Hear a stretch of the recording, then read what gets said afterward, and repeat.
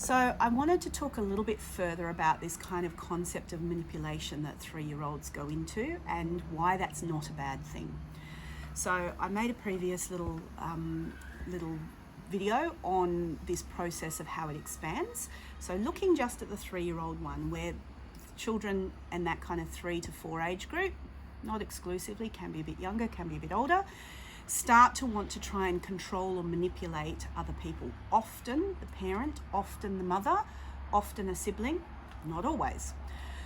So I spoke very briefly about the fact that we as adults manipulate. That's part of what our social finesse is about, is how we present ourselves, how we present situations to other people.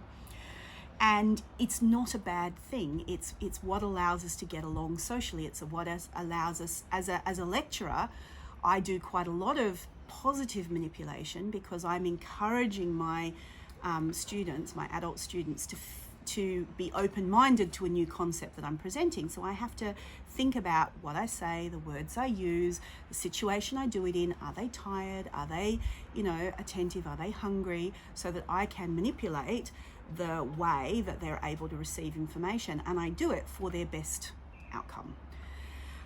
So in adults, we accept that. We accept that adults do that. With children are going to be clumsier at it because they're not as finessed at anything at that age. So their attempts at manipulating others are going to be much clumsier, and they're going to use much more unwieldy tactics to try and get things across. And often it won't necessarily be with the other person's interests in mind, because they're not yet at that stage where they see another person's perspective very well, and they haven't necessarily taken on board all the concepts of doing things for other people's best interests.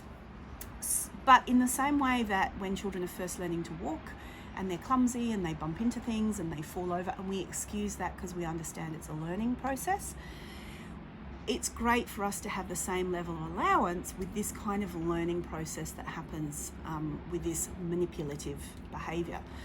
So if your child is in that, I'd encourage you to first not panic. That doesn't mean that they're going to be a bully. It doesn't mean that they're going to be a child who's going to be socially difficult or in some way negative to their friends and family in the future. It's a clumsy learning process that they're going through, and it's for us to actually support them in explaining where their boundaries are and the way that they could be making decisions. So I understand that you want Joey to do that. However, Joey doesn't want to do that right now, and a better way to achieve that would be to ask him, would you like to, or whatever it is. So we start to set the boundaries of what they control, what they don't control, and how they can better go about achieving it.